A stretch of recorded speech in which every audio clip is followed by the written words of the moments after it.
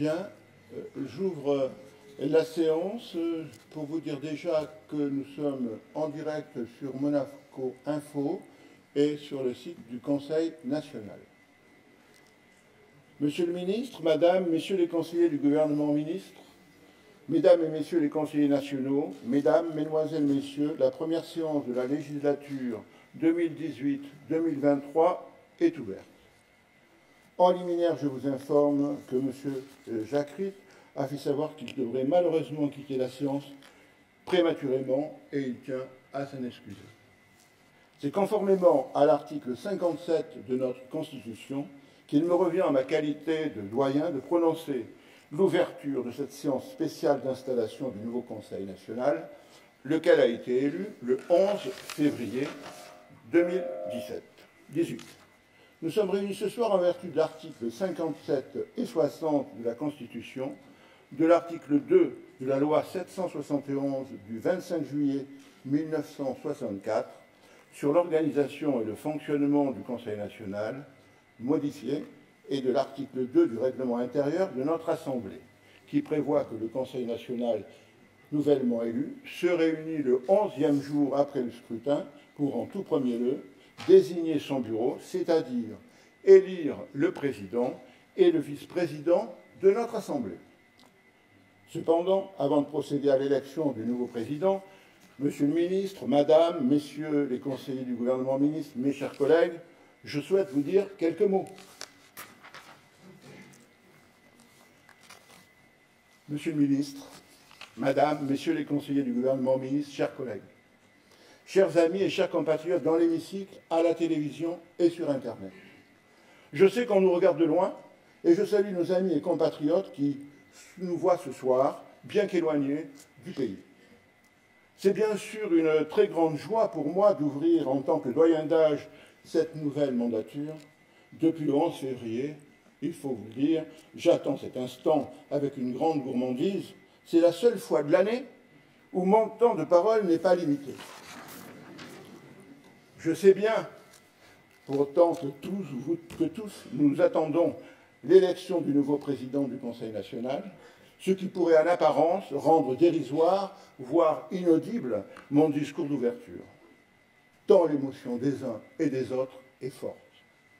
Mais au fond, il ne serait pas raisonnable de réduire cette prise de parole à une simple procédure formelle. Laissez-moi d'abord donner un salut amical aux collègues de la précédente législature, qui chacun pour des raisons diverses et variées ne sont plus présents ce soir. Qu'ils soient remerciés pour leur contribution pour le pays. Et c'est aussi une grande émotion, car au-delà de la présente session, c'est bien une grande responsabilité qui nous attend dans un monde en ébullition. Nous devons accompagner Monaco dans son développement, dans son adaptation face à ces mutations. Pour préparer mon intervention de ce soir, j'ai relu mes précédents propos en tant que doyen d'âge de cette Assemblée, pour retenir deux remarques, même si certains pourraient trouver peu élégant de me citer moi-même. Quelle vision globale avons-nous de Monaco dans le futur? J'ai dit que cet exercice de futurologie conduirait naturellement à des erreurs virtuelles. Mais encore faut-il disposer de ces projections du futur pour pouvoir corriger de telles erreurs. Pour moi, l'horizon budgétaire annuel, pour nécessaire qu'il soit, est très insuffisant. Ma seconde remarque concerne le Conseil national et la Constitution. J'avais dit alors que la défense de notre modèle politique serait plus aisée avec un Conseil national fort. J'étais plutôt visionnaire, alors autant m'auto-congratuler. Soutenir notre prince et soutenir la Constitution, c'est aussi le rôle du Conseil national, et pour cela, notre Conseil national doit être réellement fort. Et j'en suis d'autant plus heureux que c'était un des objectifs de la campagne électorale, et c'est ce que nos compatriotes ont voulu en choisissant notre nouvelle équipe pour les 5 années à venir. Ce préambule fait, je souhaite vous proposer une rencontre paradoxale entre la jeunesse et la nostalgie. Nous nous trouvons devant un Conseil national renouvelé, où 13 conseillers nationaux sur 24 n'ont jamais siégé dans cet hémicycle, plus de la moitié. C'est un renouveau formidable, que les Monégasques ont choisi avec un mélange d'expérience et de jeunesse. Cette jeunesse, je m'y arrête un instant car elle est le germe de notre avenir à tous, de l'avenir de notre pays et aussi de son propre devenir. Une génération nouvelle arrive à la vie politique, avec des mouvements, avec les passions, les joies et les douleurs qui agitent en tous sens, se mêlent, s'entrechoquent et s'équilibrent. C'est l'avenir en marche. Le Conseil national a rajeuni, 50 ans en moyenne d'âge, et le doyen qui est par définition fausse cette moyenne n'en est que plus heureux. Face au défi du siècle, le mélange de générations est la meilleure arme possible. Mais si j'ose dire, comme dit le poète, l'âge ne fait rien à l'affaire. Il s'agit d'une nouvelle ressource extraordinaire et nous devons en prendre conscience. Voyez-vous, mes chers compatriotes, pour avoir côtoyé durant toute cette campagne et les avoir mieux connus, je peux vous le dire et leur dire. Cette jeunesse est compétente, motivée et forte. Elle illustre en 2018 comment la priorité au Monégasque ne sera plus seulement un phénomène de carte d'identité, mais celui d'un monde nouveau où l'expérience et la compétence existent dès maintenant. Monaco a besoin de cette jeunesse pour relever le défi des temps et les relations avec l'Europe en particulier. Car ce sont eux qui auront à les créer, ces relations aujourd'hui, sinon à les subir demain. Il n'y aura pas de rupture générationnelle, mais un mélange d'expériences diverses, d'expériences du monde d'ailleurs, d'expériences internationales et des compétences adaptées aux mouvances du présent. Ah, l'Europe. C'est l'occasion de dire pour moi ici ce soir l'importance de notre identité. Notre identité nationale qui semble parfois relever d'un discours parfaitement banal, quoique galvaudé, mais qui renferme toutes les questions relatives au rapport entre monégasques, entre notre singularité individuelle et notre vision sociale et globale du pays. Cependant, cette dernière identité, trop souvent, se cache derrière la nostalgie. Cette nostalgie qui donne parfois des bleus à l'âme, cette nostalgie qui donne parfois des larmes au cœur, mais cette nostalgie qui reste seule quand on ne peut plus rien faire, comme un chant du cygne. Cette nostalgie qui trop souvent s'enferme sur une notion trop simple, pour ne pas dire trop simpliste, celle du patrimoine tronqué. Cette nostalgie qui oublie que ce territoire de 2 km² et les 15 000 monégasques que nous serons vers 2040 aussi se développer, s'adapter et anticiper. Cela est de notre responsabilité, non pas pour demain, mais dès aujourd'hui, dès à présent. Ce développement s'appuie sur notre identité, partie de notre histoire, notre culture et les valeurs que nous partageons, même invisibles, mais qui sont là. Mais cette nostalgie cherche aussi à semer la zizanie, en oubliant, volontairement ou non, que le patrimoine est aussi le patrimoine culturel, immatériel, impalpable par essence, mais ô combien présent, quotidien dans notre culture, source de notre attractivité. Notre souverain a souligné l'importance, par sa présence dans l'hémicycle, lors du concert hommage au compositeur monégasque Louis Abiat, le 3 novembre 2017. La nostalgie, cela aussi fait peur. La peur d'affronter la modernité, la peur d'avancer dans le monde qui ne nous attend pas. La nostalgie, c'est enfin la peur de l'autre, la peur du changement, la peur de l'évolution, fût-elle naturelle. Or, ce dont nous avons besoin, c'est une identité ouverte, sûre d'elle-même, qui affronte le monde avec ses forces vives et qui prévoit et qui prépare le Monaco de demain, celui des générations futures, pour donner rendez-vous à l'histoire. Pour conclure mon propos, mes chers compatriotes, je vous dis, allons de l'avant, appuyons-nous sur notre histoire, appuyons-nous sur notre jeunesse, mais ne laissons pas aveugler par des sentiments primaires non justifiés. Sans cela, notre territoire n'aurait pas bougé, le train ne serait pas en sous-sol et nous serions là ce soir, à genoux, à adorer l'ancienne gare de Monte-Carlo. Disant cela, je n'oublie pas l'histoire, mais ne s'appuyer que sur les seuls pieds de la nostalgie, sans penser au développement du pays, ni aux traces laissées par nos parents, ni celles que nous laisserons à nos enfants, c'est bloquer les générations futures dans un pseudo-bien-être du seul passé. Je vous remercie.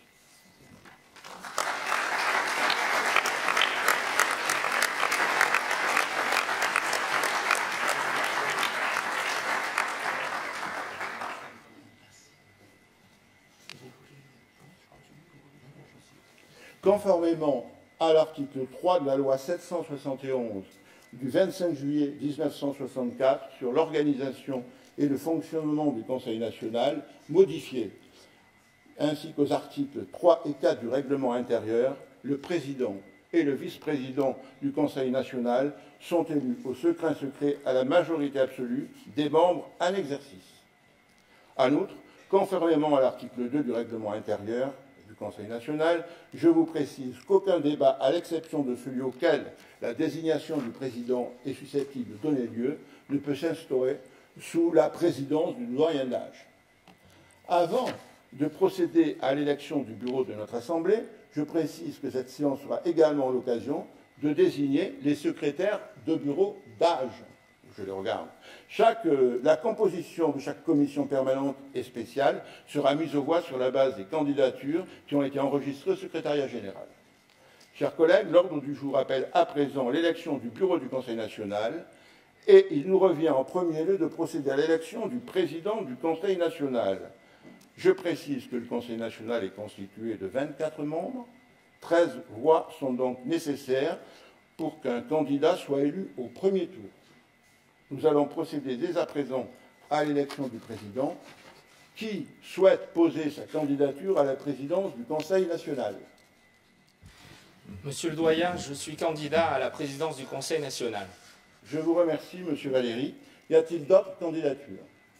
Eh bien, monsieur le doyen, je suis également candidat à la présidence du Conseil national. Merci, monsieur Grinda.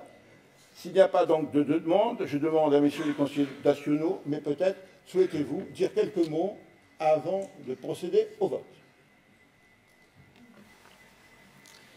Merci, monsieur le doyen. Monsieur le doyen, monsieur le ministre d'État, madame, messieurs les membres du gouvernement, chers collègues, chers compatriotes. Ma candidature de ce soir doit être expliquée afin que personne ne se méprenne quant à mes intentions. En effet, il ne s'agit pas pour moi de contester la victoire du groupe Priorité Monaco, ni l'élection plus que probable de sa tête de liste. Qu'il me soit permis de les féliciter collectivement et individuellement. Chers collègues, je vous souhaite de réussir dans l'intérêt de notre principauté et de nos concitoyens.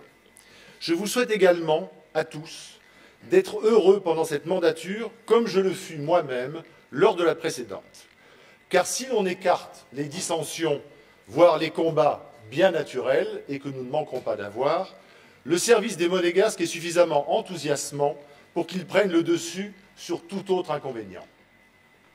Ma candidature n'a de valeur que pour remercier et saluer, tout d'abord, les électeurs qui ont porté leur suffrage sur la liste Union monégasque que j'ai eu le grand honneur de conduire ces derniers mois.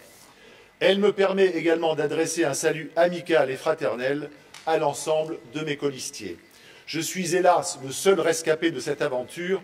Soyez assurés, mes chers amis, que le programme que nous avons établi ensemble sera ma référence pour les 5 prochaines années. Enfin, qu'il me soit permis de faire 2 courtes remarques quant à l'évidente nécessité d'une révision de notre loi électorale. Tout d'abord, j'attire l'attention de tous sur la diminution continue de la participation.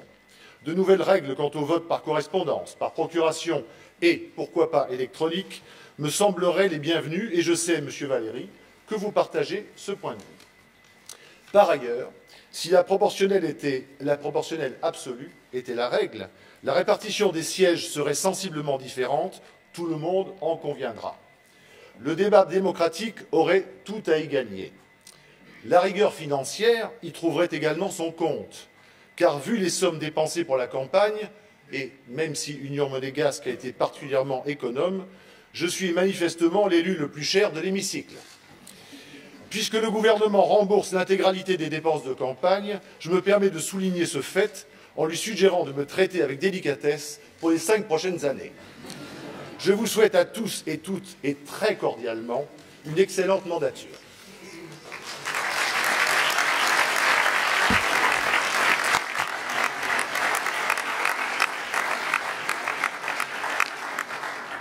Merci, monsieur Grinda.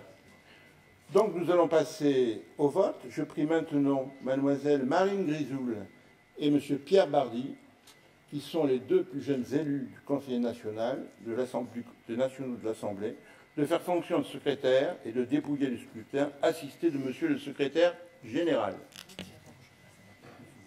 Hein? On va passer avec l'urne. Ne gaspillez pas tous les bulletins.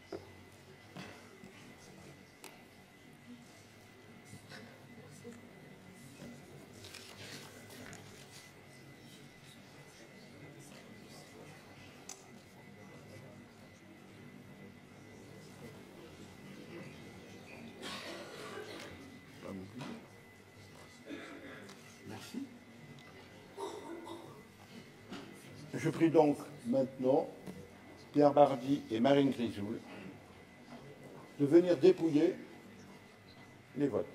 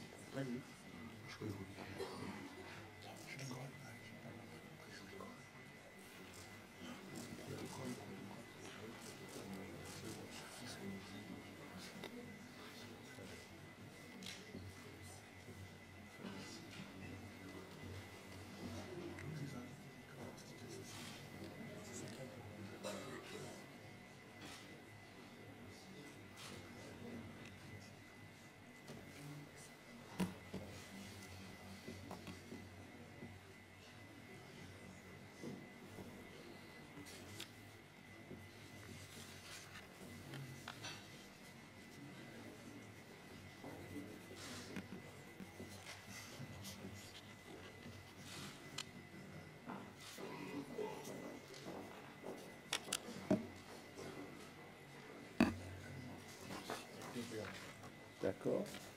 Nombre de votants 24, majorité absolue 13, Stéphane Valéry 21, Jean-Louis Grinda 1, bulletin blanc 2. Je proclame Stéphane Valéry président du Conseil national et l'invite à venir occuper le fauteuil présidentiel.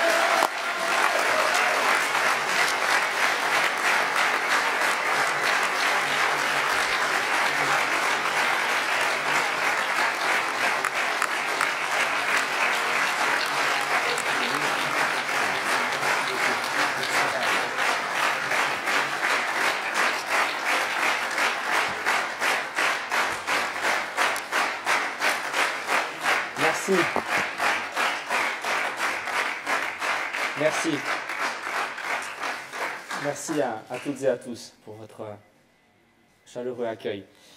Monsieur le ministre d'État, Excellences, Madame, Messieurs les conseillers du gouvernement ministres, Mesdames et Messieurs les conseillers nationaux, Mesdames et Messieurs, chers compatriotes. Vous venez, chers collègues, de me permettre d'occuper à nouveau ce siège en m'élisant à la présidence du Conseil national. Je vous en remercie chaleureusement et c'est avec une grande émotion que je retrouve cette fonction et cette assemblée si chère à mon cœur. Mais avant tout, je voudrais exprimer ma profonde gratitude envers les Monégasques qui, par leur suffrage, ont clairement exprimé leur choix pour le projet politique porté par la liste que j'ai conduite et qui a abouti aux résultats que nous connaissons. Cette confiance m'honore et m'oblige. Je veux dire à mes compatriotes ce soir que je donnerai le meilleur de moi-même pour en être digne. Je mesure l'ampleur de la tâche et l'attente que les électeurs ont placée en nous. Vous êtes d'ailleurs nombreux déjà tous les jours à me la rappeler, cette attente. La forte participation de nos compatriotes à ce scrutin essentiel pour la vie démocratique de notre pays, avec plus de 70% de votants, ainsi que la large victoire obtenue par Primo, confère au Conseil national et à sa majorité une très grande légitimité.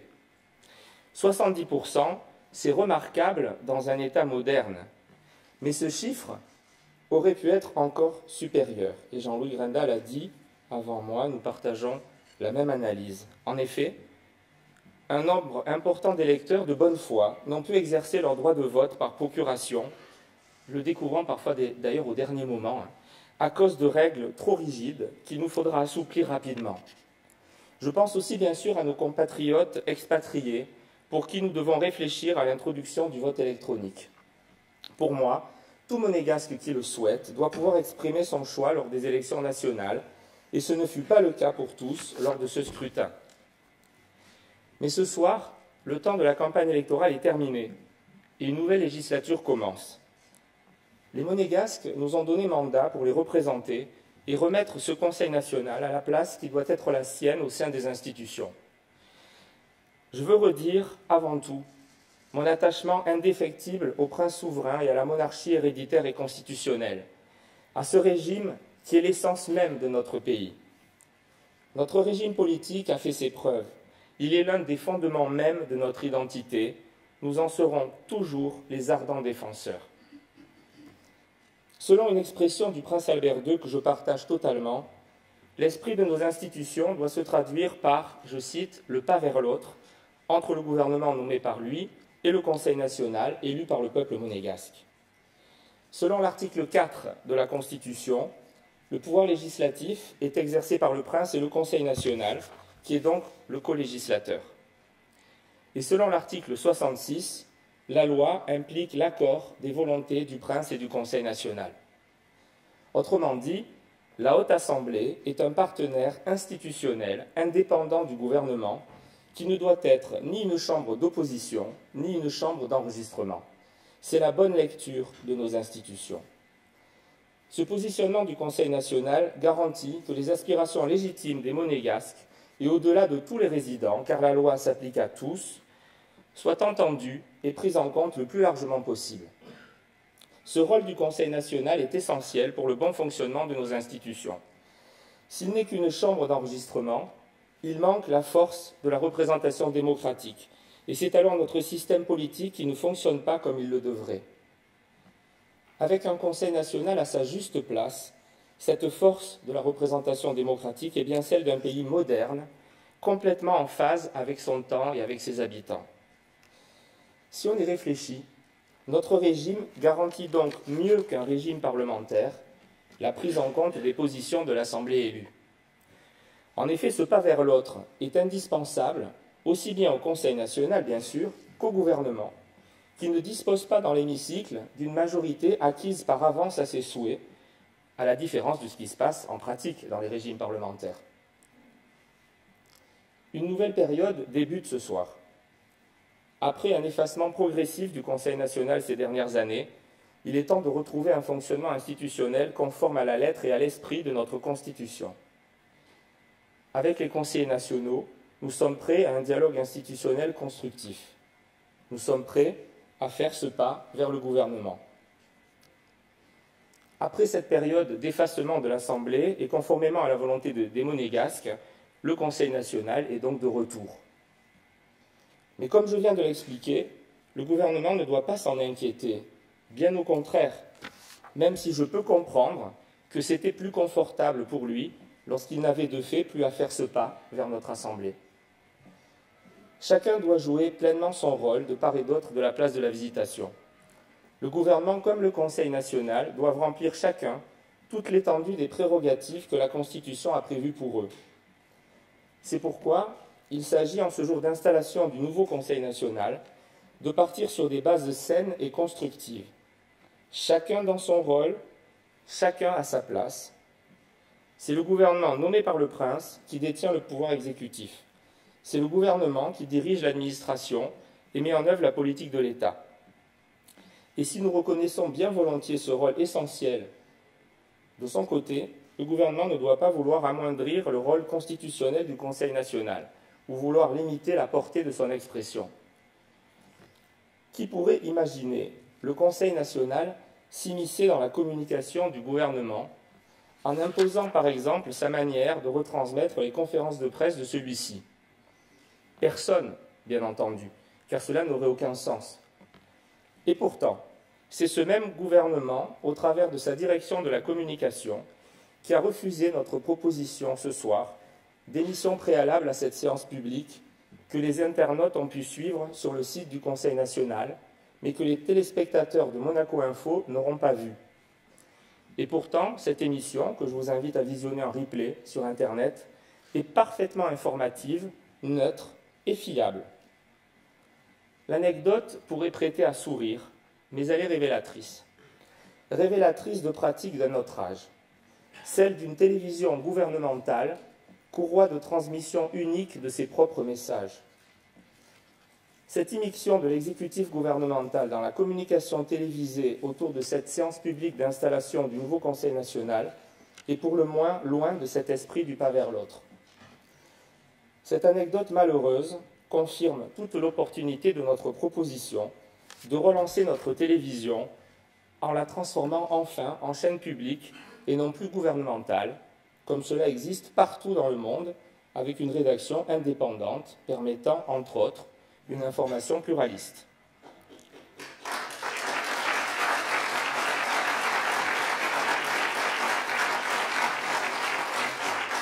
Comme sur d'autres sujets, cette franchise est et sera nécessaire pour la qualité des relations entre nos deux institutions. À l'opposé des non-dits, source de malentendus et de conflits, cette franchise, qui doit être réciproque et respectueuse, sera indispensable pour trouver des solutions constructives et positives pour le pays. Ce pas vers l'autre, cette franchise, sont d'autant plus nécessaires lors du débat et du vote des lois de budget. C'est à ce moment précis que le Conseil national dispose des moyens nécessaires pour aborder tous les sujets essentiels pour le pays et ses habitants et peser sur certaines décisions du gouvernement. Avec un Conseil national retrouvé, ces moments vont reprendre tout leur sens et toute leur vigueur, et c'est une excellente nouvelle pour un fonctionnement sain et harmonieux de nos institutions. Ces moments, je les ai vécus entre 2003 et 2010, lorsque je présidais déjà cette assemblée. Et je voudrais rassurer les Cassandres, tout s'est toujours bien terminé dans la recherche permanente du consensus entre le Conseil national et le gouvernement. Les budgets ont été votés avec la prise en compte des principales attentes des Monégasques et des résidents. Rappelons par exemple que près de 1000 logements domaniaux furent ainsi construits, que le contrat habitation-capitalisation a vu le jour, que les droits des femmes ont considérablement évolué, que notre modèle social a été renforcé et notre législation modernisée. Bien sûr, il y a eu parfois des débats contradictoires intenses, en privé comme en séance publique, pour parvenir à ce consensus, à ce pas vers l'autre. Et cela est sain. Alors, si je ne doute pas qu'il y en aura d'autres, je ne doute pas non plus de leur issue positive pour le pays, car nous sommes des partenaires institutionnels responsables. Dès demain, nous devrons travailler ensemble. Ensemble. C'est le cas aussi pour les élus de la minorité. Et je voudrais à présent m'adresser à eux. Je veux leur redire que le temps de la campagne est terminé et que je serai le président de tous les élus. Je reste convaincu que ce qui nous rassemble au sein de la grande famille monégasque est bien supérieur à ce qui a pu nous opposer le temps d'une campagne électorale. C'est pourquoi je recevrai dès demain matin les représentants élus des deux listes minoritaires. Je leur proposerai de les associer au travail du Conseil national en confiant à l'un d'entre eux une présidence de commission et à tous les trois, d'importantes délégations au sein des commissions et comités mixtes de travail avec le gouvernement.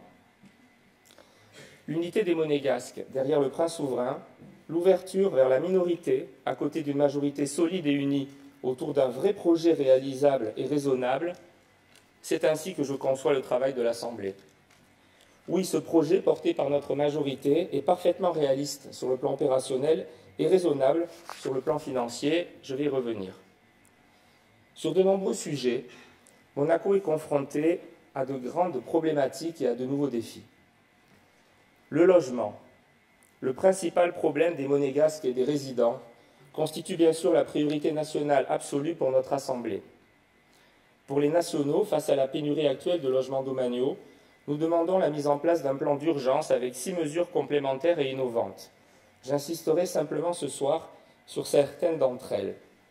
Tout d'abord, il faut se mobiliser pour rendre possible 3 opérations dès les prochains mois afin de pouvoir faire démarrer les constructions dès l'an prochain. Je pense bien sûr au terrain du Grand Ida, à celui de l'esplanade des pêcheurs et au projet de restructuration du centre commercial de Fontvieille.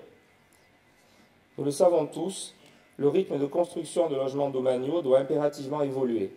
Il est temps de changer de braquet pour résorber la pénurie, puis proposer à chaque famille monégasque dont la situation le justifie, dans son pays, un logement correspondant à ses besoins, et ce dans un délai raisonnable. Bien sûr, nous pouvons avoir avec le gouvernement une différence d'approche sur ce sujet. Pour nous, c'est non seulement nécessaire sur le plan humain, étant donné les caractéristiques de notre pays, mais c'est aussi un investissement socialement responsable pour l'avenir. Certains pourront n'y voir qu'une dépense, là où nous voyons un investissement utile pour tous. Rappelons d'ailleurs qu'au budget 2018, les locations d'appartements et de commerces domaniaux rapportent déjà plus de 70 millions d'euros. Par ailleurs, nous demanderons au gouvernement de négocier, en contrepartie des surdensifications accordées aux promoteurs privés, tant que la pénurie ne sera pas résorbée, non plus des soultes financières, mais des appartements qui bénéficieront aux Monégasques dans tous les quartiers de leur pays. Là encore, c'est une approche de type investissement qui va au-delà d'une approche strictement comptable. Je n'oublie pas non plus notre proposition de mettre en place une aide nationale à la mobilité dans le parc domanial qui permettra une occupation plus rationnelle des appartements. Ainsi, sur la base du volontariat, je le rappelle, des personnes seules ou des couples sans enfants occupant de grands appartements pourraient bénéficier d'un logement plus moderne, avec une pièce en plus que leurs besoins normaux et sans changement de loyer. C'est vrai, cette mesure devra faire appel à un traitement personnalisé, et cela ne pourra fonctionner qu'en prenant réellement en compte les souhaits des compatriotes concernés. Enfin, j'ai déjà eu l'occasion de le dire par le passé, je considère que Monaco doit demeurer un vrai pays, avec une population stable, d'enfants du pays, aux côtés des Monégasques, partageant avec eux une identité, une culture, un attachement à la principauté et donc une véritable communauté de destin. Or, la pénurie de logements domaniaux qui pousse les Monégasques à se loger dans un secteur protégé, de plus lui-même en voie de disparition, rend dramatique la situation de nombreuses familles du pays. Ils n'ont souvent d'autre choix que de vivre dans des conditions indignes ou de partir. Pour la sauvegarde du secteur protégé, nous allons déposer une proposition de loi qui obligera les promoteurs privés à reconstruire autant de surfaces et de nombre d'appartements sous loi que ceux qui auront été détruits. L'accueil de résidents étrangers fortunés contribue à la vivacité économique de notre pays et fait partie intégrante de notre modèle. C'est aussi un enrichissement culturel pour nous tous que je veux souligner. Notre pays ne doit pas devenir un resort pour une population de passage au détriment de celles et de ceux avec qui nous avons grandi. La deuxième problématique que nous devrons gérer ensemble demain, c'est la sauvegarde du régime de retraite des fonctionnaires. Nous l'avons dit, pour notre majorité, la retraite des fonctionnaires qui ont consacré leur vie professionnelle au service de notre pays doit être maintenue au niveau actuel et le déficit programmé du régime doit être anticipé et compensé par la création d'un fonds de retraite des fonctionnaires. Le montant de ce fonds devra être déterminé après une étude d'actuaire et alimenté au départ par une partie du fonds de réserve constitutionnel. Je rappelle en outre qu'aucun changement ne pourrait intervenir dans le mode de calcul en dehors des 3 classes attribuées lors du départ à la retraite, sans passer par le vote d'une loi par le Conseil national. Dans la même logique, Et face à l'allongement de la durée de vie et à la progression de la dépendance induite par le grand âge, il est responsable d'envisager de créer de manière concrète et identifiée un fonds pour la dépendance. Là encore, ce fonds pourra financer à l'avenir le coût de la prestation autonomie qui permet de faire face aux dépenses de maintien à domicile ou de prise en charge en maison de retraite. Nous le devons à nos aînés, pour qui nous devrons aussi préparer la construction d'un nouvel établissement spécialisé, par exemple sur les terrains de la Nonciade 2. De même, pour avoir traité ces sujets lors de mon passage au gouvernement, je sais qu'il est indispensable de continuer à soutenir l'excellence de notre système de santé, et en particulier l'excellence des soins du CHPG, alors que le vaste chantier de reconstruction est en cours.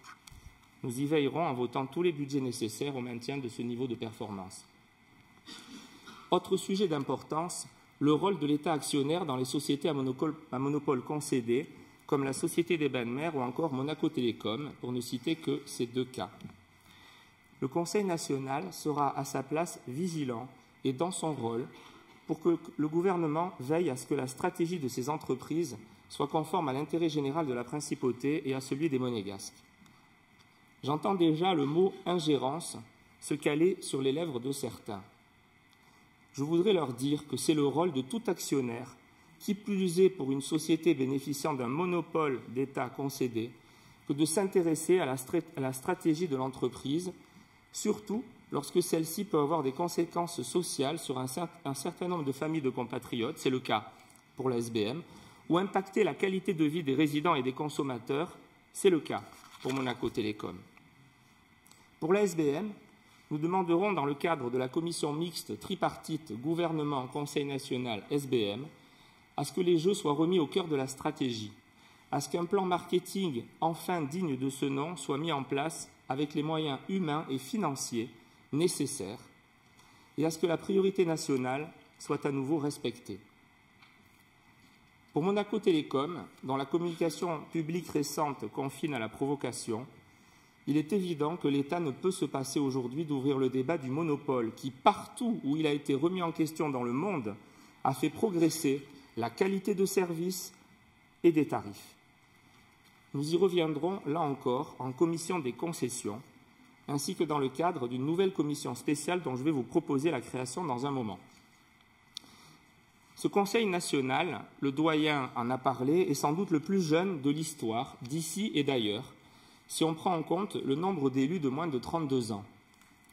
C'est une chance, c'est une force, et c'est même pour moi une fierté. Oui, ce soir, j'éprouve ce sentiment de fierté de pouvoir assurer ce devoir de transmission, comme a pu le faire en son temps le président Jean-Charles Ray avec le jeune élu que j'ai été. Vous le savez, il a été un grand président du Conseil national et un véritable modèle pour moi. L'autre grand président que je n'ai pas eu la chance de connaître et dont j'ai lu beaucoup d'écrits et su apprécier toute sa dimension politique, c'est bien sûr Louis Aurélia. Ce grand juriste avait une lecture des institutions déjà très moderne et avait compris très tôt les bienfaits de l'unité inaltérable entre le prince et la communauté nationale. Je voudrais que nous tous élus dans cette enceinte, nous ayons pour eux ce soir une pensée reconnaissante. Ce devoir de transmission générationnelle m'amène à rappeler nos propositions pour la jeunesse de notre pays. Notre responsabilité en tant qu'élus, c'est de contribuer à la préparation de l'avenir de nos jeunes.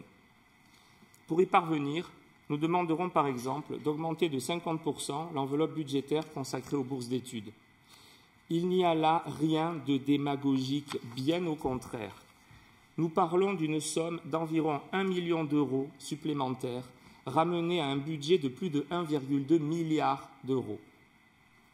Rappelons aussi que le montant journalier moyen d'une bourse d'études est actuellement de 13 euros par jour.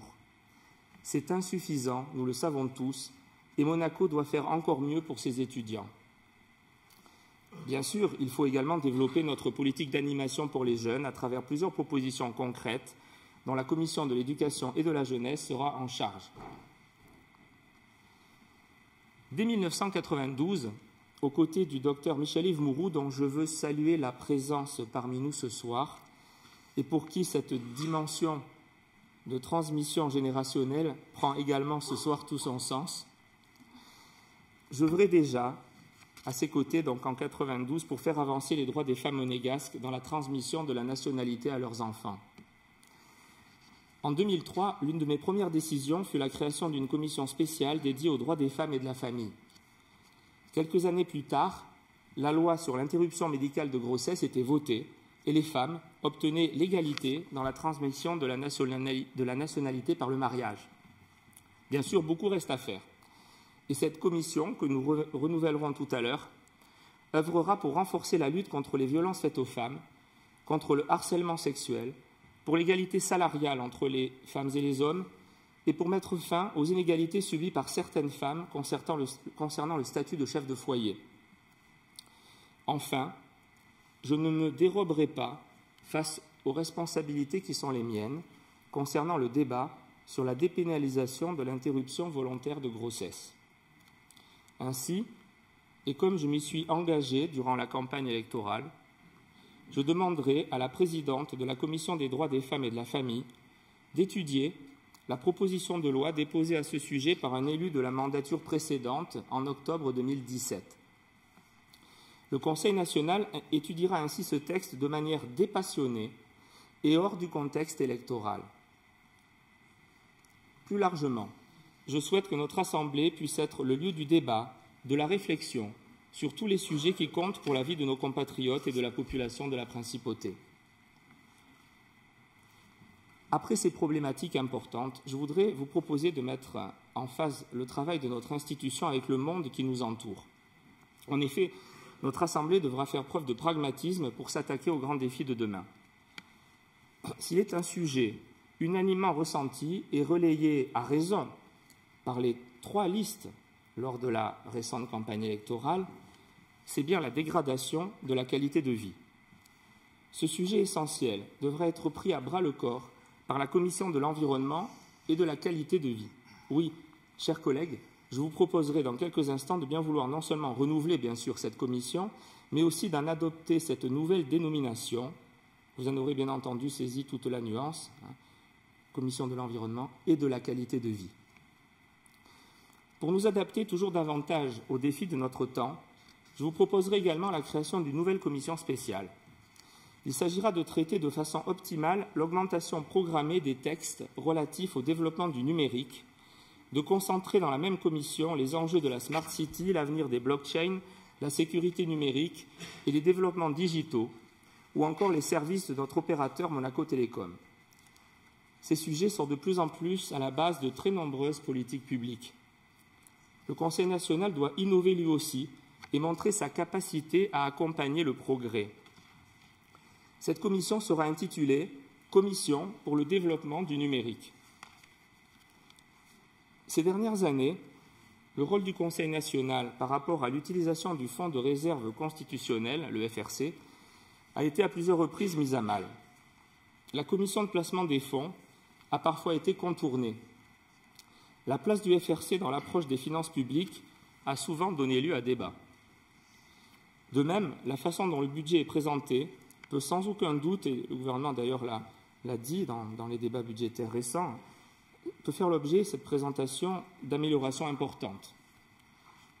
Ainsi, afin de travailler sur ces questions essentielles, et en complément de la Commission des finances et de l'économie nationale, je vous proposerai la création d'une nouvelle commission spéciale intitulée « Commission pour le suivi du Fonds de réserve constitutionnel et la modernisation des comptes publics ». Le défi majeur du mandat qui s'ouvre, c'est bien sûr la question du suivi de la négociation d'un éventuel traité avec l'Union européenne. Par leur vote, les Monégasques ont exprimé sur ce thème leur inquiétude légitime. Le gouvernement doit informer de façon transparente et régulière le Conseil national au sujet des évolutions de cette négociation. Je rappelle que la ratification d'un éventuel traité devra être soumise au vote du Conseil national. Sur ce sujet d'ampleur, je vous propose, chers collègues, de créer, pour montrer toute l'attention que notre Assemblée portera aux évolutions de ce dossier sensible, une commission spéciale en charge du suivi de la négociation avec l'Union européenne, qui fonctionnera elle aussi en totale complémentarité avec, cette fois-ci, la Commission des relations extérieures, bien sûr. loin de l'image du repli sur soi que certains voudraient nous donner. Il s'agit simplement de faire jouer au Conseil national tout son rôle pour l'intérêt général et la préservation de ce qui fait la réussite de notre modèle économique et social. Il faut, pour bien comprendre notre position, rappeler deux éléments importants. Tout d'abord, j'ai pleinement soutenu la volonté du prince Régnier III de faire adhérer Monaco au Conseil de l'Europe. Et ce fut chose faite sous ma présidence du Conseil national dès le mois d'avril 2004. On ne peut donc pas me taxer d'être un anti-européen. Mais voilà, il ne nous a pas échappé ensuite que le Conseil de l'Europe, ce n'est pas l'Union européenne. Le Conseil de l'Europe fait avancer les droits de l'homme et les droits sociétaux et sociaux. L'Union européenne est une construction économique avec des règlements, des circulaires, des normes, des directives qui prennent de plus en plus le pas sur les législations nationales. Dans le cadre de la négociation en cours pour un éventuel traité d'association avec l'UE, le prince a demandé au gouvernement de définir des lignes rouges qui ne doivent pas être franchies. Il faudra, au fur et à mesure des discussions, que le gouvernement nous les présente de façon précise et concrète et que nous soyons d'accord dans le cadre de la politique du pas vers l'autre. Tant mieux si nous pouvons obtenir la sécurité juridique d'exporter nos produits et services dans les quelques secteurs où elle n'est pas totalement assurée aujourd'hui. Tant mieux, évidemment, si nos étudiants peuvent bénéficier de droits d'inscription réduits dans les universités européennes et si les Monégasques peuvent bénéficier d'un droit au travail systématique en Europe. Mais nous sommes lucides. Aujourd'hui, sans traité, notre modèle économique et social est une réussite à nul autre pareil. Et il y a des divergences profondes entre les modèles économiques et sociaux européens et monégasques. S'il est naturel d'ouvrir tous les débats dans cette enceinte, ce sera aussi le cas pour le débat autour du mode de scrutin.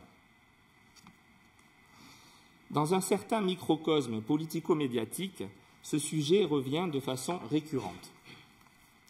Je constate que les deux derniers scrutins ont permis à la fois de dégager une majorité nette, indispensable au bon fonctionnement de l'Assemblée, et aux listes minoritaires d'avoir des représentants au Conseil national. L'efficacité nécessaire et le pluralisme, auquel je suis très attaché, sont donc garantis. Pour autant, le débat est légitime et je m'engage à ce qu'il ait lieu durant ce mandat dès les premières années, on n'attendra pas la fin de la mandature. Il me semble que ce débat pourra avoir lieu en commission de législation. Je vous proposerai donc tout à l'heure la suppression de la commission spéciale afférente. On reproche souvent au Conseil national de se cantonner à une vision sociale et uniquement dirigée vers les Monégasques. C'est faux. J'ai déjà parlé des enfants du pays. Je pourrais également le faire pour tous les résidents et pour tous les salariés qui viennent travailler en principauté, car les lois que nous examinerons peuvent et parfois et souvent les concernent. Le Conseil national travaillera pour tous, la loi s'applique à tous, et nous travaillons donc ici non seulement pour les Monégasques, mais bien pour le pays tout entier. Je souhaite que notre Assemblée participe aussi activement à la réflexion pour le développement économique de la principauté, pour créer et générer de nouvelles recettes aussi pour le budget. En 2009, j'avais créé un groupe de réflexion appelé Monaco 2029, dont le livre blanc a inspiré un certain nombre de mesures, telles que le télétravail, l'Institut monégasque de la statistique et des études économiques mis en œuvre depuis, ou par exemple la création du Conseil supérieur pour l'attractivité. Ainsi, je renouvellerai cette démarche par la création d'un nouveau think tank au Conseil national qui s'intitulera donc logiquement Monaco 2038, suivant la même logique prospective pour les 20 prochaines années. La réflexion sur l'avenir et l'ouverture sur le monde, c'est aussi une assemblée qui est fière de l'action du prince souverain à l'international et de son leadership en matière de lutte contre le réchauffement climatique, pour la sauvegarde des océans et pour la solidarité dans le cadre de la coopération mondiale. À notre place, et notamment par le vote de tous les budgets nécessaires, nous soutiendrons avec détermination cette politique d'ouverture sur le monde. Pour conclure, je voudrais vous dire une nouvelle fois ma fierté de pouvoir me consacrer totalement à cette fonction grâce au suffrage des Monégasques et grâce à vous, chers collègues, grâce à votre vote ce soir. Je souhaite et j'œuvrerai pour une mandature fondée sur le respect, sur l'apaisement, l'unité et le travail avec le gouvernement pour le bien des Monégasques, de tous les résidents, dans l'intérêt de notre pays tout entier. Vive le prince et vive Monaco!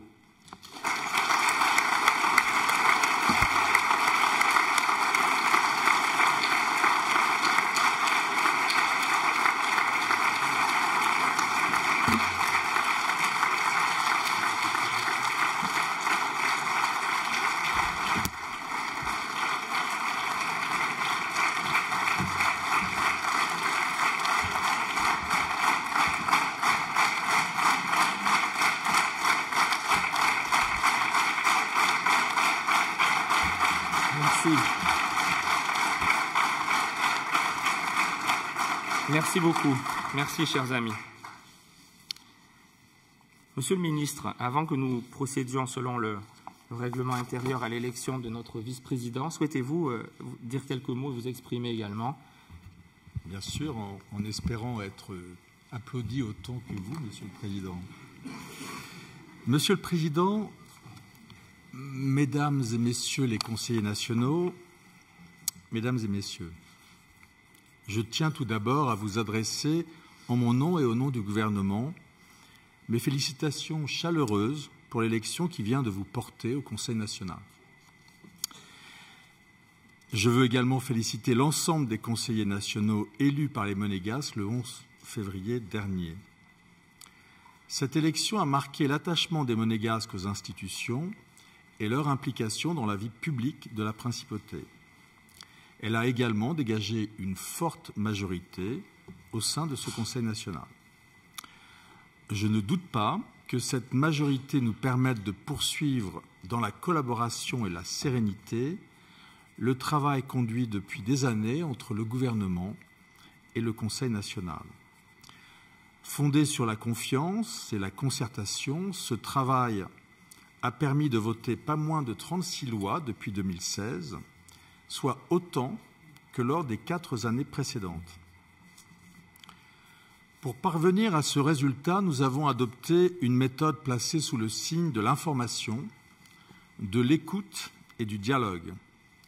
Je souhaite que cette méthode perdure avec vous. Elle est en effet fidèle à l'intérêt supérieur de la principauté, elle est fidèle à nos institutions et elle est surtout fidèle à la volonté de son Altesse Sérénissime, le prince Albert II. Cette volonté souveraine trace en effet la ligne de l'action du gouvernement. Elle a été exprimée dans la feuille de route qui m'a été remise par le souverain et qui énonçait nos priorités. Je les rappelle, le renforcement du modèle monégasque au service de tous, le développement de l'attractivité de la principauté, de son rayonnement et de sa capacité d'accueillir des résidents étrangers.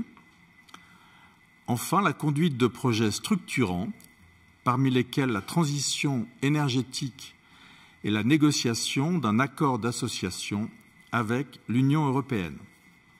Cette feuille de route constitue le programme politique de la principauté.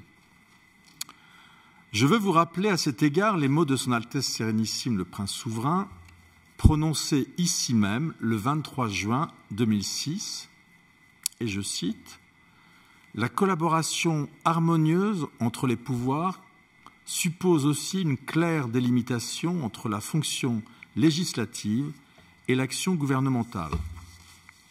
Le gouvernement, sous mon autorité, disait le Prince à cette occasion, et sur la base des orientations que je définis, a en effet seul la charge de l'administration du pays. » Fin de citation.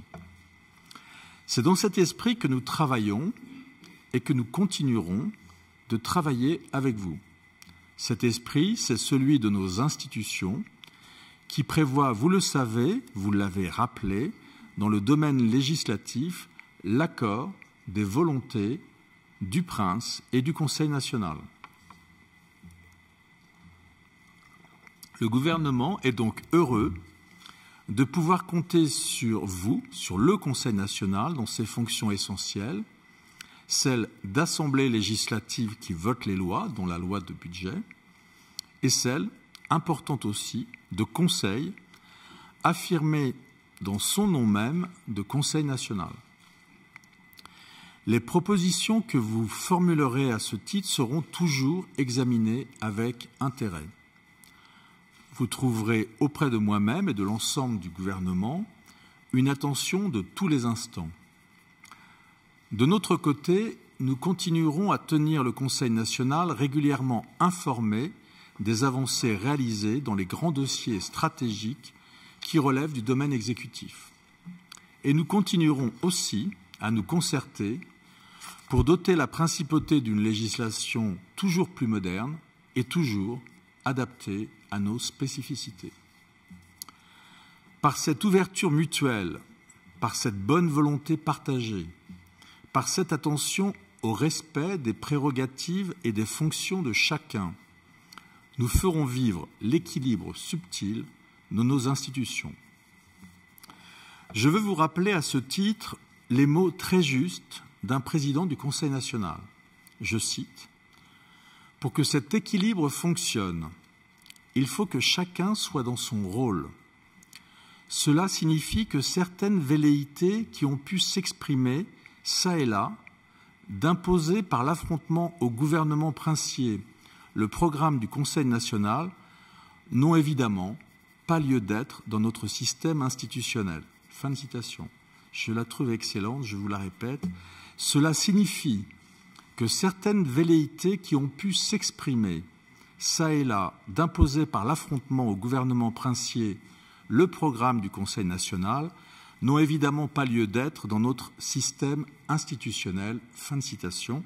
Ces mots, vous les avez reconnus, c'est vous-même qui les avez prononcés, Monsieur le Président, au cours de cette même séance du 23 juin 2006, lorsque vous occupiez déjà ces hautes fonctions il y a 12 ans. Je ne peux que saluer très sincèrement votre sagesse et saluer aussi le fait qu'elle puisse inspirer le travail de la mandature qui s'ouvre aujourd'hui. Je tiens maintenant à revenir sur certaines inquiétudes qui ont été exprimées au cours de la campagne électorale. Ces inquiétudes portaient essentiellement sur deux points que vous avez repris, qui en réalité convergent. Il s'agissait de la question centrale du logement et il s'agissait de la question tout aussi essentielle pour notre avenir des négociations pour un accord d'association avec l'Union européenne. Ces deux points convergent, disais-je, car tous deux posent la question plus vaste de l'avenir du modèle monégasque auquel nous sommes tous attachés. C'est pourquoi je voudrais m'y arrêter un instant pour apaiser certaines craintes que j'ai pu entendre. Je souhaite simplement me contenter des faits.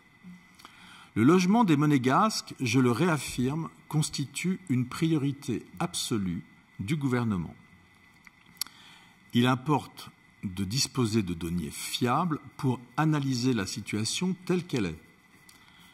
Les besoins en la matière ont été bien identifiés par le gouvernement depuis des années déjà dans le cadre des programmes de construction qui viennent de s'achever et dans ceux qui sont en cours.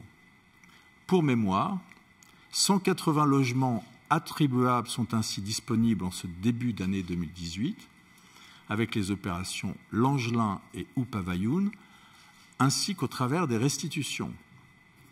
Avec ces restitutions et l'opération Soleil du Midi, 125 devraient être attribuables l'année prochaine, 54 de plus en 2020, en attendant les 228 supplémentaires en 2021 qui résulteront en grande partie de la livraison de Testimonio 2. Il n'en demeure pas moins, et nous en sommes tout à fait conscients, qu'il existe un certain nombre de foyers qui occupent des appartements non adaptés à leurs besoins, ce dont nous ne pouvons pas nous satisfaire.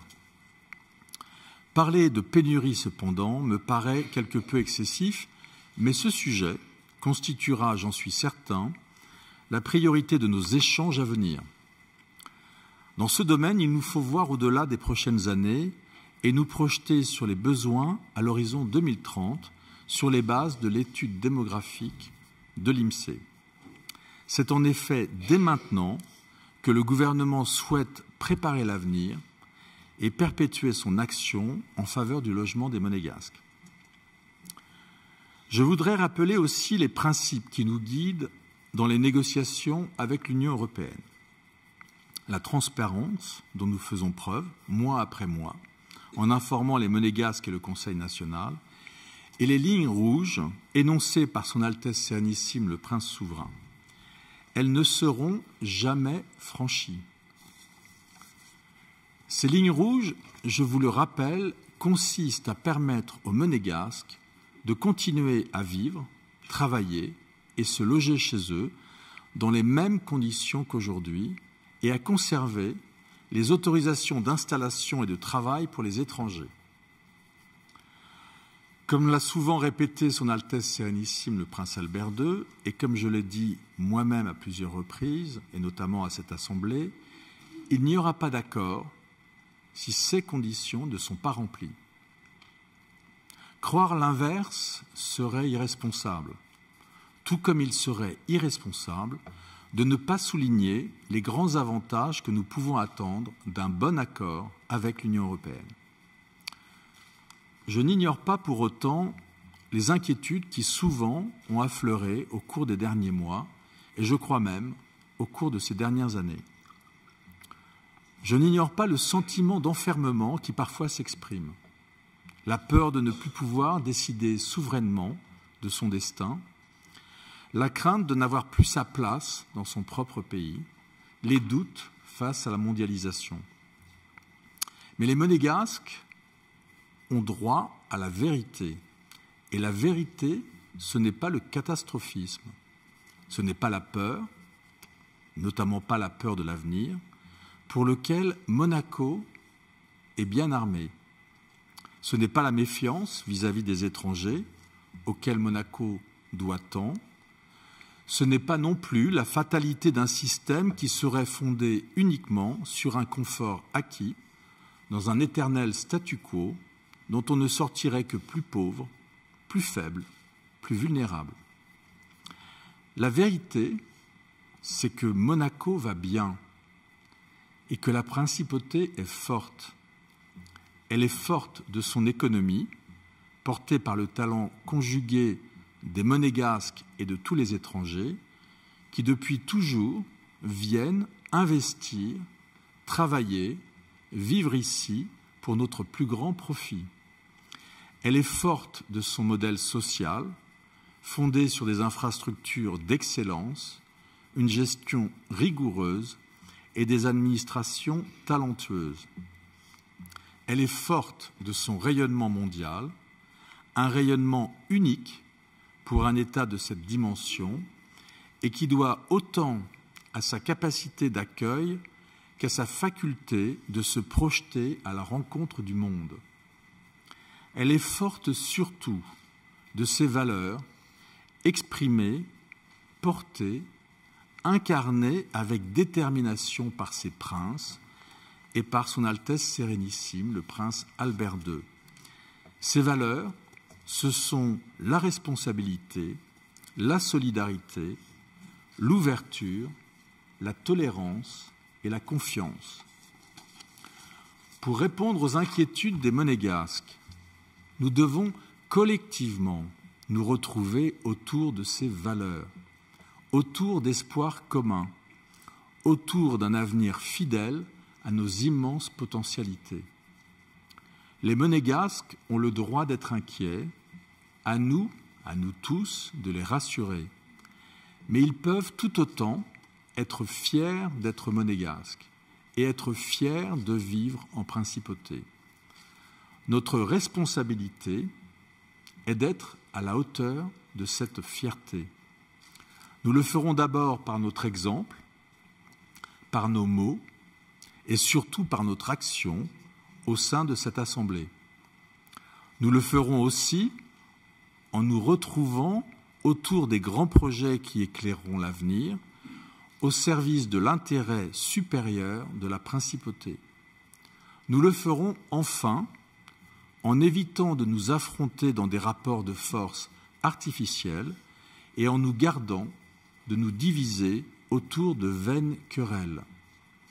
Je compte sur vous, comme vous pouvez compter sur le gouvernement, pour travailler sous la haute autorité de Son Altesse Sérénissime le Prince Albert II, avec vous tous, majorité et opposition, au service des Monégasques et de la Principauté.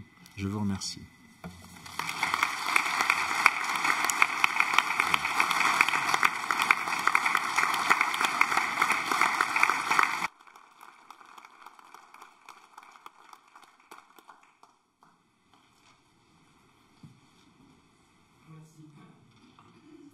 L'habitude, voilà, quelques années que je l'ai perdu.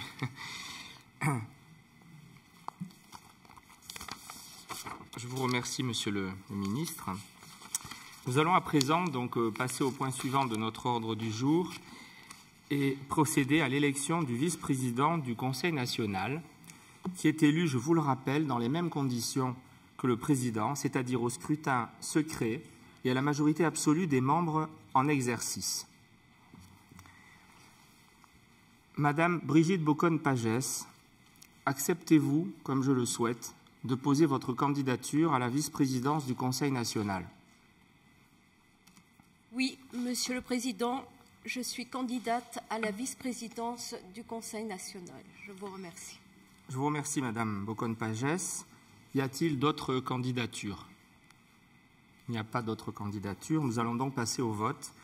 Et je remercie à nouveau Mademoiselle Marine Grisoul et Monsieur Pierre Bardi, nos benjamins, de bien vouloir donc venir dépouiller le scrutin assisté de Monsieur le Secrétaire général.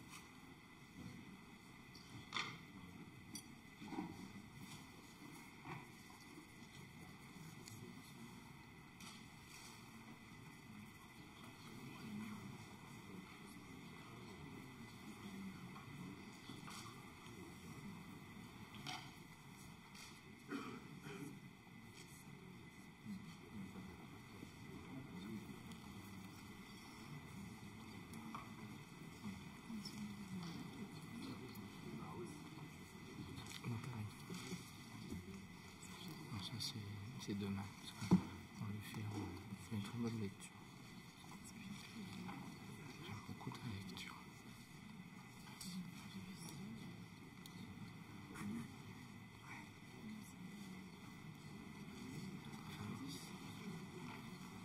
Bon.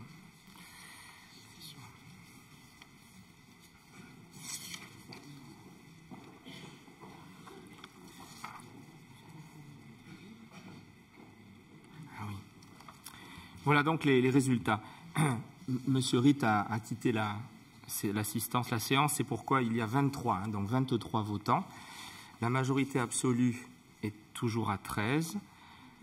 Vote exprimé en faveur de Madame Brigitte Boccon-Pagès, 22. Bulletin blanc, 1. Madame Brigitte Boccon-Pagès est élue vice-présidente du Conseil national.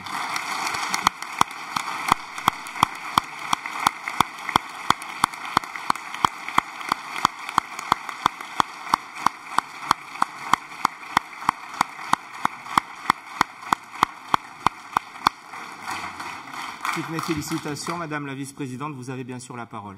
Merci, Monsieur le Président. Monsieur le Ministre, Madame, Messieurs les conseillers de gouvernement ministres, Mesdames, Messieurs, chers amis, je souhaite tout d'abord partager avec vous l'honneur et l'émotion qui sont les miens au moment où je prends la parole pour la première fois devant vous au sein de cet hémicycle. Je voudrais remercier tous les conseillers nationaux et plus particulièrement le président du Conseil national, Stéphane Valéry, pour ma nomination en qualité de vice-présidente.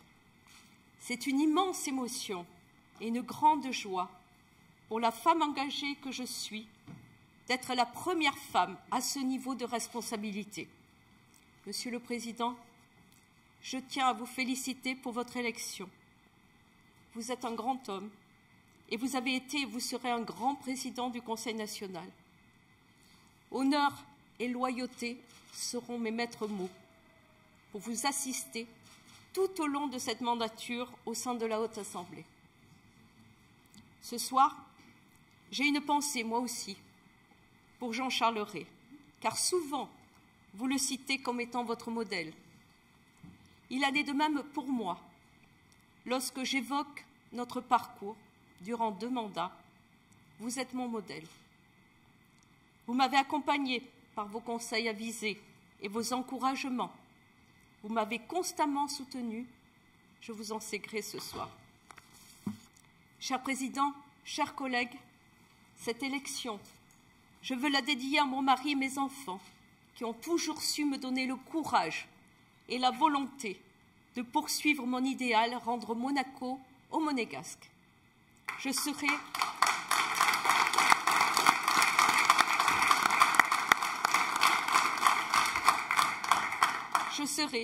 soyez-en convaincus, l'élu de tous les Monégasques, et je n'aurai de cesse que d'être digne de cette responsabilité importante. Je serai guidée dans ma tâche par le sens de la défense des Monégasques et le respect de la priorité nationale. Je ferai tout ce qui est en mon pouvoir pour réussir ma mission, notre mission. Et je sais que je peux compter sur l'ensemble de mes collègues de la majorité. Nous devons donc rester toujours solidaires et mobilisés afin que notre démarche soit un succès. Chers Monégasques, chers amis, une nouvelle page est en train de s'écrire pour la Haute Assemblée. Les enjeux qui sont devant nous nous méritent toute notre attention et toute notre mobilisation pour servir au quotidien les intérêts de Monaco et des Monégasques, pour reprendre le chemin du dynamisme, pour retrouver un nouveau souffle, pour gérer avec efficacité le Conseil national d'aujourd'hui et pour imaginer ensemble le Monaco à venir. L'heure est désormais au rassemblement, à l'action, à l'efficacité et à la réussite. N'oublions jamais que nous avons été élus pour servir et nous serons dignes de la confiance qu'ont placée en nous les Monégasques. Je vous remercie, Monsieur le Président.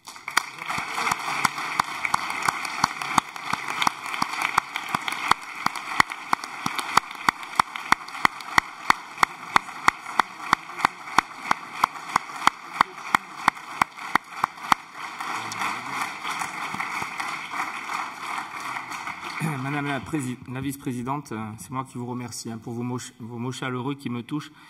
Je vous renouvelle toutes mes félicitations.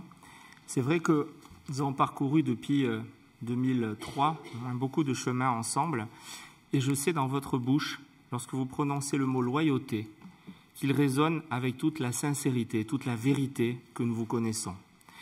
Je suis heureux et fier de vous avoir à mes côtés en tant que première femme vice-présidente du Conseil national.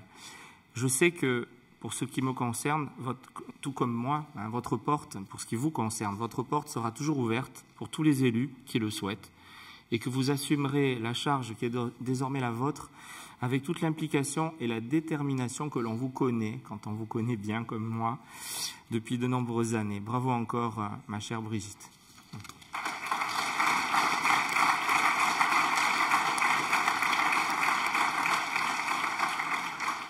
Conformément à l'article 1 de notre règlement intérieur, je vous rappelle que le bureau du Conseil national est assisté d'un organe d'assistance composé du président de la Commission des finances et de l'économie nationale ès-qualité et d'un représentant de la minorité désigné par elle. À ce titre, je vous informe que le secrétariat général a été rendu destinataire le 20 février dernier d'un courrier de l'ensemble de la minorité désignant M. Jacques Ritt comme son représentant au sein de cet organe d'assistance. L'ordre du jour appelle à présent la désignation des secrétaires, comme visé à l'article 2 du règlement intérieur. Ce sont traditionnellement les deux benjamins qui sont désignés secrétaires. D'ailleurs, on les a déjà fait travailler ce soir, avant de les élire. Donc, je vous propose que nous soyons fidèles à cette heureuse tradition. Et je vais donc demander à mademoiselle Marine Grisoul et à monsieur Pierre Bardy s'ils acceptent d'être candidats à la fonction de secrétaire. Avec plaisir. Oui. Merci beaucoup. Donc, pour des raisons d'efficacité et de rapidité, si tout le monde en est d'accord, mais vous pouvez bien sûr, selon le règlement intérieur, demander le vote à bulletin secret. Si un seul le demande, nous l'appliquerons. Sinon, donc, si personne ne le demande, je suggère que nous procédions par des votes à main levée pour l'élection des secrétaires. Pas d'objection. Donc, je vais mettre aux voix l'élection de mademoiselle Marine Grisoul et de monsieur Pierre Bardy au poste de secrétaire du bureau du Conseil national. Y a-t-il des avis contraires? Pas d'avis contraires. Y a-t-il des abstentions? Pas d'abstention. Vous êtes donc, mademoiselle Marine Grisoul et monsieur Pierre Bardy, élus secrétaires du Conseil national. Félicitations.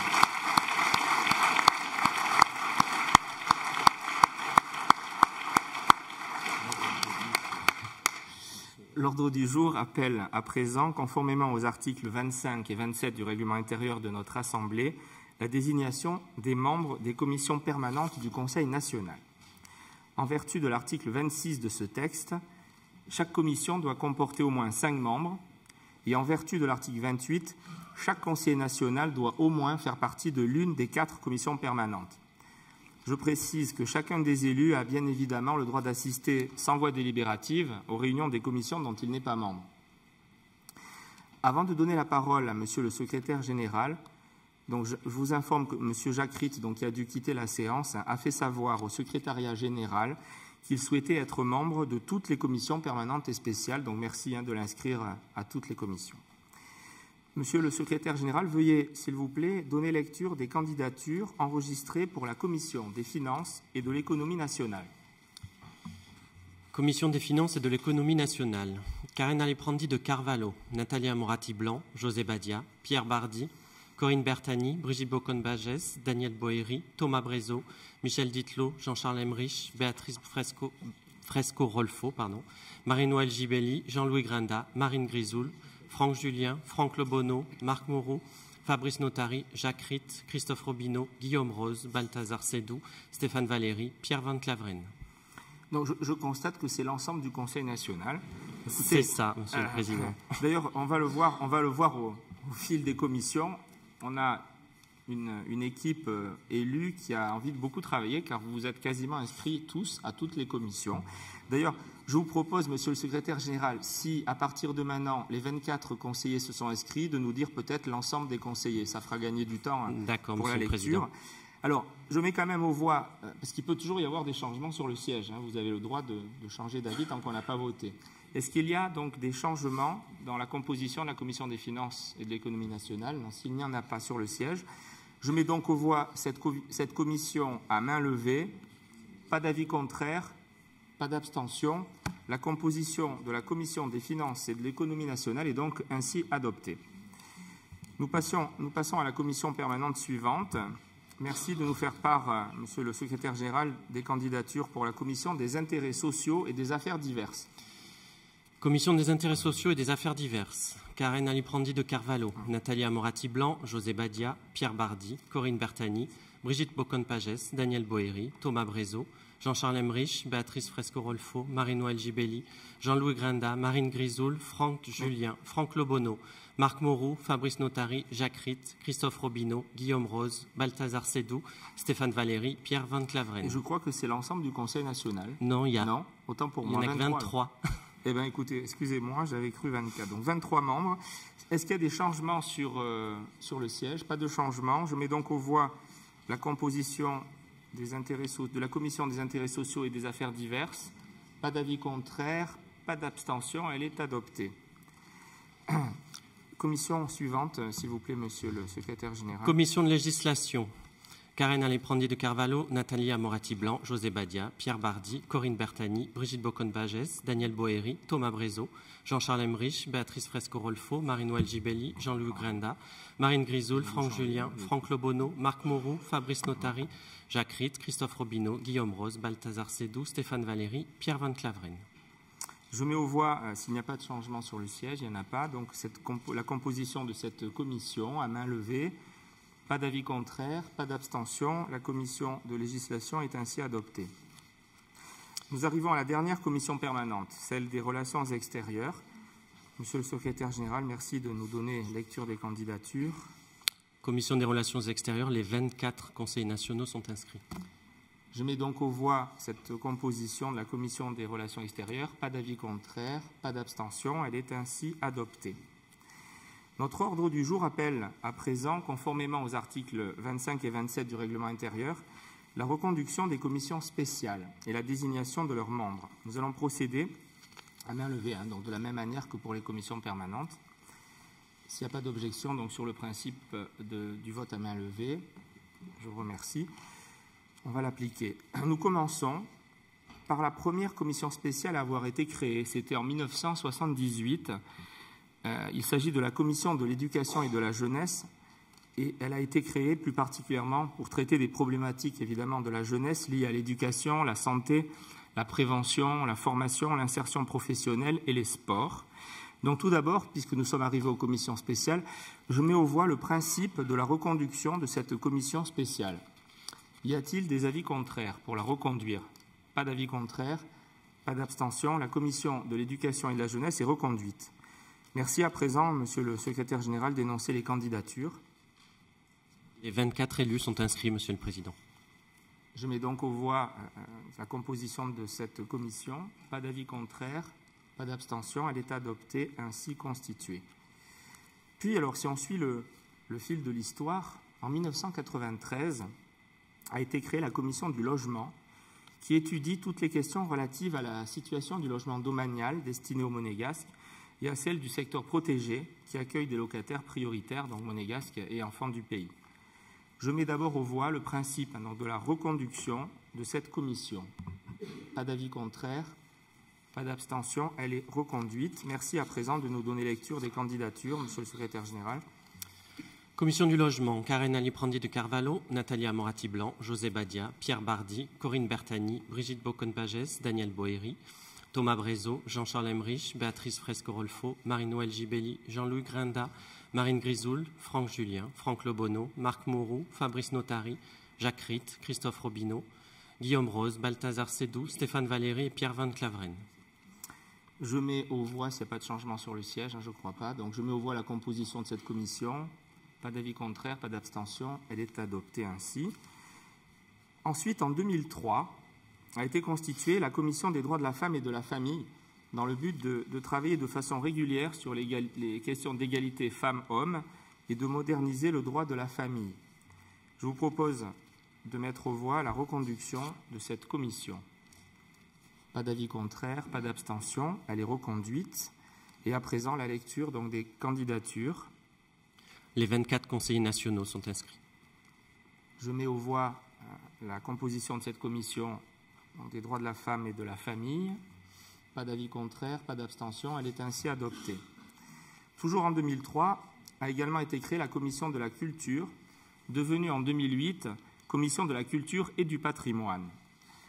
La nouvelle majorité issue des urnes du 11 février tient à s'attacher, outre l'étude de tous les textes législatifs traitant de questions culturelles, à favoriser la valorisation du talent des artistes monégasques et à soutenir l'organisation de manifestations culturelles présentant un intérêt pour la principauté et favorisant le rayonnement de Monaco à l'international. Nous œuvrerons aussi avec détermination pour la défense du patrimoine. Je mets donc aux voix la reconduction de cette commission de la culture et du patrimoine. Pas d'avis contraire, pas d'abstention. Elle est reconduite. Et à présent, la lecture des candidatures. Monsieur le secrétaire général. Il y a également l'ensemble des conseillers nationaux inscrits. Je mets aux voix cette composition. Pas d'avis contraire, pas d'abstention. Elle est adoptée. La commission de l'environnement et du cadre de vie, c'était sa dénomination, a été créée en 2008.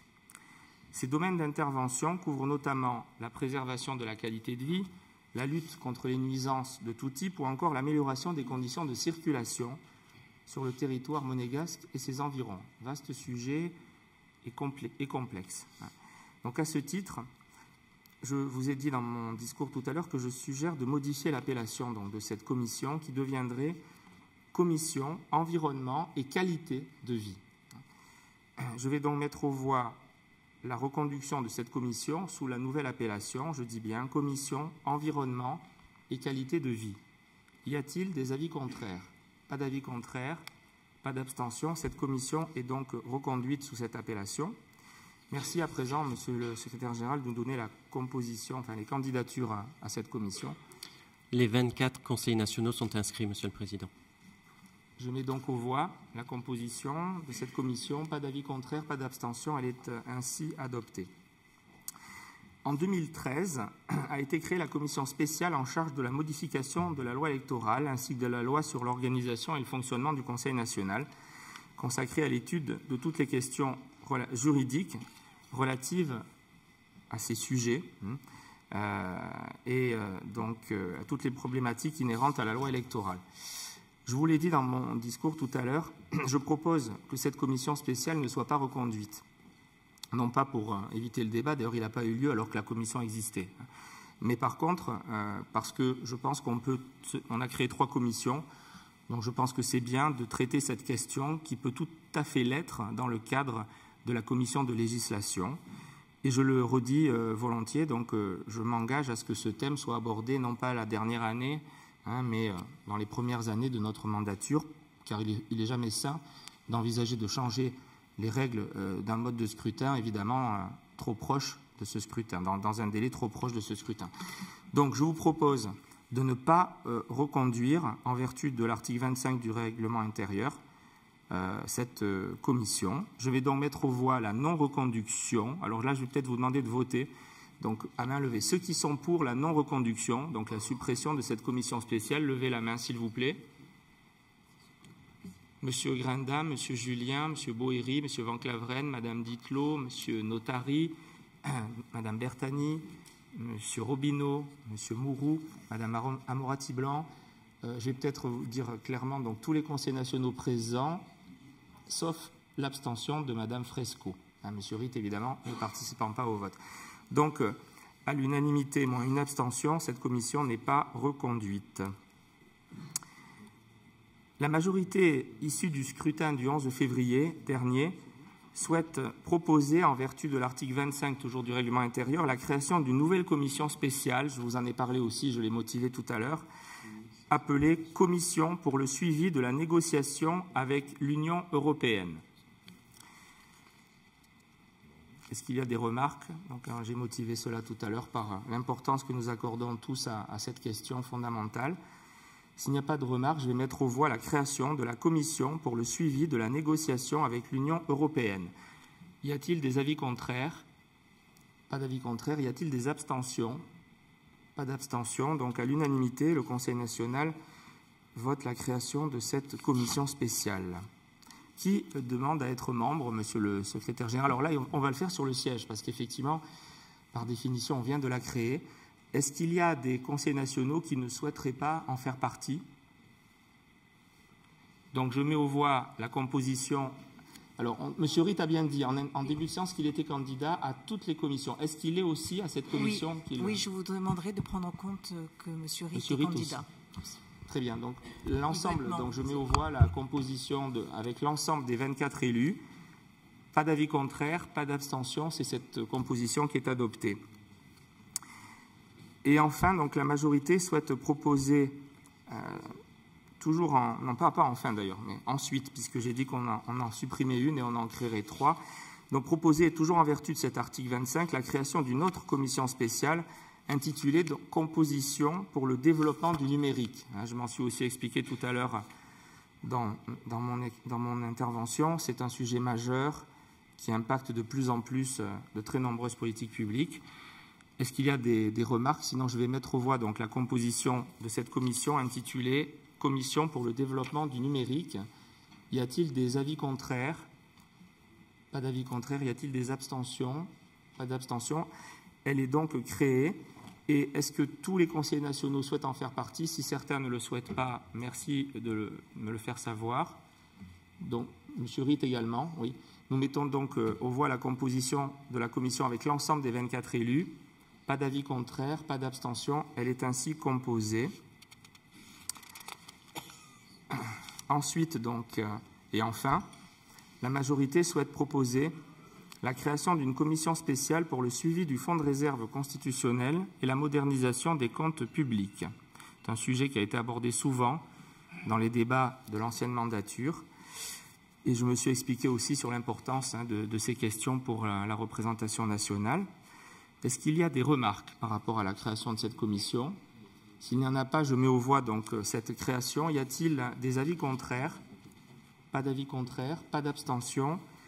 La commission pour le suivi du fonds de réserve constitutionnel et la modernisation des comptes publics est donc créée. Dois-je considérer que, toujours très dynamique et très prêt à vous engager à fond dans ce mandat, vous êtes tous candidats aussi, et je m'en réjouis, pour cette commission, Madame Fresco, Monsieur Ritt également. Je mets donc aux voix la composition avec les 24 conseillers nationaux de cette commission. S'il n'y a pas d'avis contraire et pas d'abstention, cette commission est ainsi adoptée dans cette composition.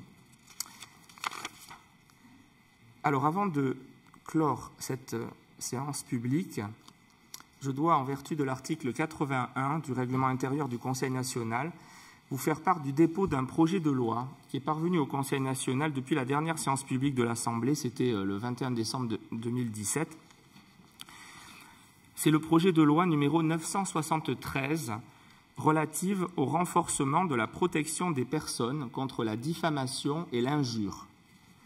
Ce texte a été communiqué au Conseil national le 27 décembre 2017. Je vous propose, compte tenu de son objet, d'en saisir officiellement la commission de législation, qui me semble la plus appropriée. Est-ce qu'il y aurait des avis contraires à cette désignation ou des abstentions? Pas d'avis contraire, pas d'abstention. On renvoie donc ce projet de loi devant la commission de législation. Voilà, Monsieur le ministre, Madame et Messieurs les conseillers de gouvernement ministres, chers collègues, Mesdames, Mesdemoiselles, Messieurs, l'ordre du jour de cette séance un peu spéciale pour nous et émouvante est épuisé. Je vous remercie tous. La séance est levée.